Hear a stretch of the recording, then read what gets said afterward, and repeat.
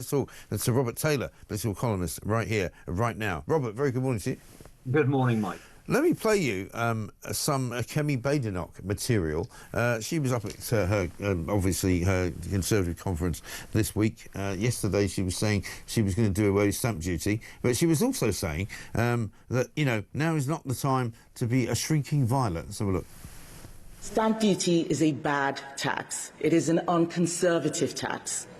The last Conservative government cut stamp duty for thousands of home buyers. But now we must go further.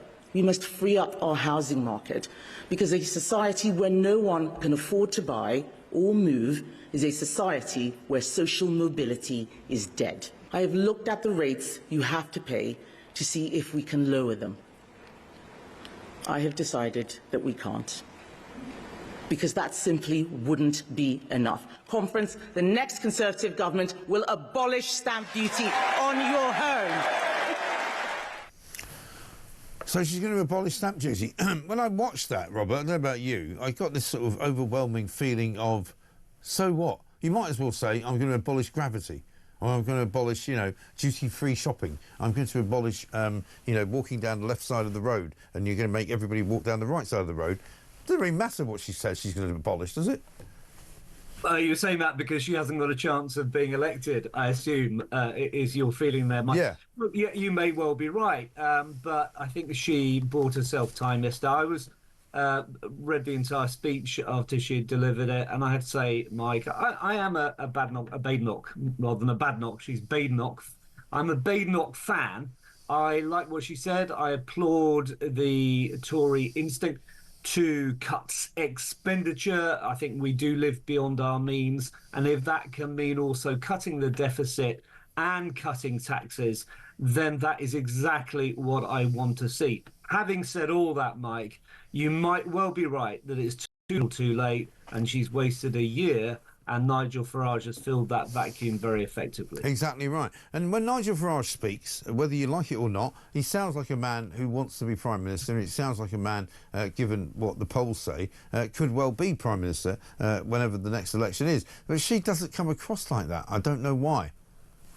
Do you know, I had to disagree with you. I think, you know, I'm old enough to remember Maggie Thatcher. I was obviously a child when she first got the Tory leadership.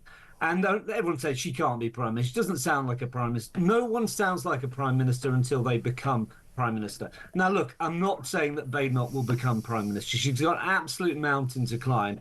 All I'm going on is what I saw yesterday on that speech. And for me, I was just nodding along to everything she said. It's everything I believe in.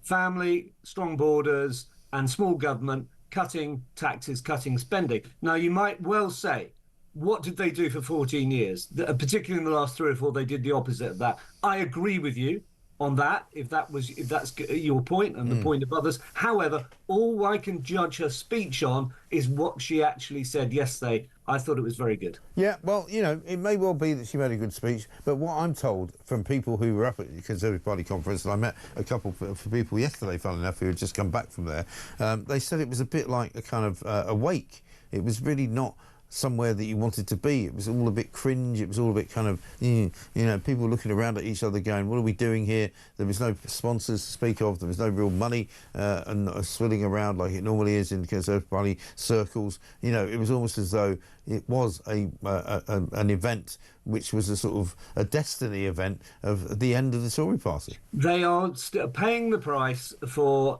catastrophic mistakes that they made, particularly in the last sort of 3 or 4 years of those 14. Mass migration. I think lockdown has caused huge hardship. They're paying the price for that.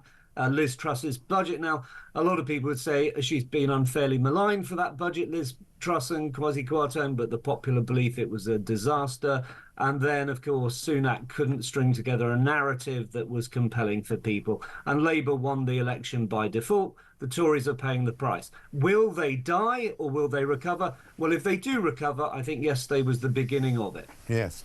Very possibly so. But when you see how useless this Labour government is and how hopeless they are when it comes to making any sort of planning for the future, you wonder why the Conservatives are not actually doing better in the polls. Because they're not. They're actually not managing to point any fingers. They're not managing to score any points. They're not managing to capitalise, if you like, on Labour's absolute and utter drudgery and pathetic uselessness. And I find that extraordinary. Correct. I mean, this Labour government is the worst in my lifetime. It doesn't give me pleasure to say Keir Starmer is the worst Prime Minister in my lifetime, but he is, bar none, I would say. Yeah. Why aren't the Tories filling that vacuum? Very simply, because Farage is a genius when it comes to public profile building and capturing the mood of the nation. And that's what he's done. They're up to 35% in the polls.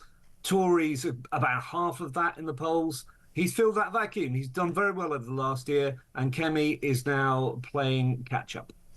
Yes, I'm afraid so. But I'm going to show you something which I think will make you probably cringe slightly, and it might even make you kind of, clench yourself without wishing to put too fine a point on it. This is Gary Neville and Keir Starmer. This is a video we discovered that had been knocking around since before the last election, before Prime Minister Starmer became Prime Minister. Have a look at this.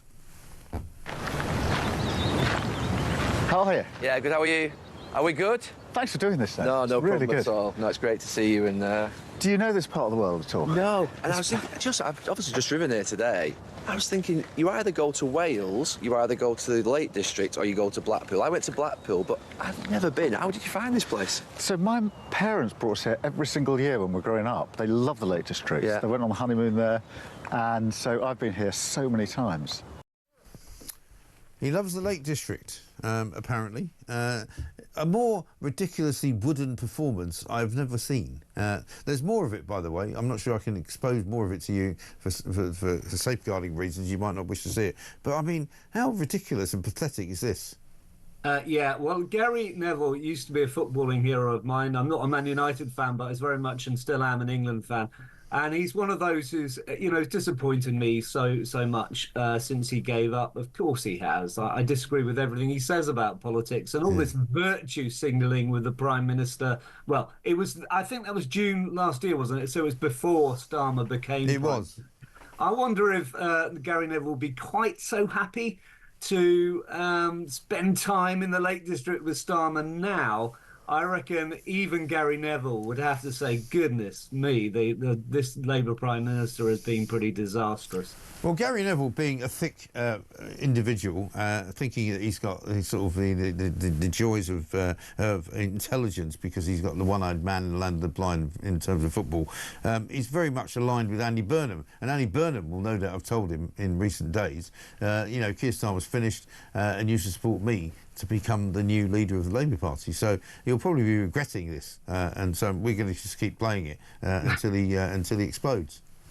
Yeah, well, I don't know about Andy Burnham's not an MP yet, and I don't think Gary Neville's support is going to get Andy Burnham into Downing Street. Burnham's got like I said with Badenoch, a mountain to climb to get there. We'll see what he does. Yeah. It really is ridiculous. Let's have another one from them. This is Starmer and Neville talking about action, not words.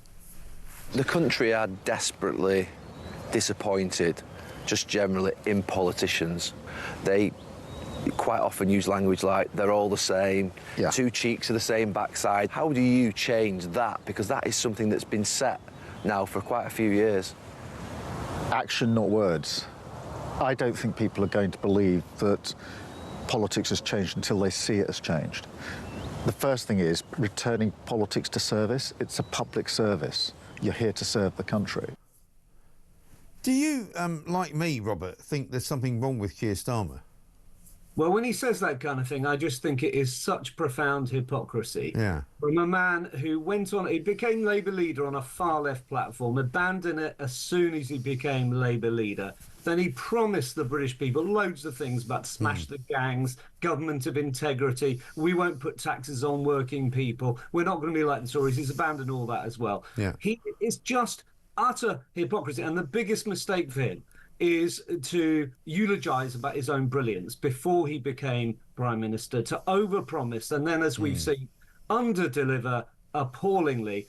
And people are realising, only June 2024, when that video was made, Starmer was riding at about 45% in the polls. He's now down to 19-20%. The British people have realised, belatedly, too late, that they were sold a pup. And I think it's horrible to see Starmer talking like that from a year ago. Really horrible. Yeah, I think so too. This from Christopher. It says, I've seen the Keir Starmer impromptu walking in the woods and strangely bumping into the ex-footballer Gary Neville before, and thought at the time that it was incredibly weird. Not looking forward to this being replayed, yet weirdly interested as well.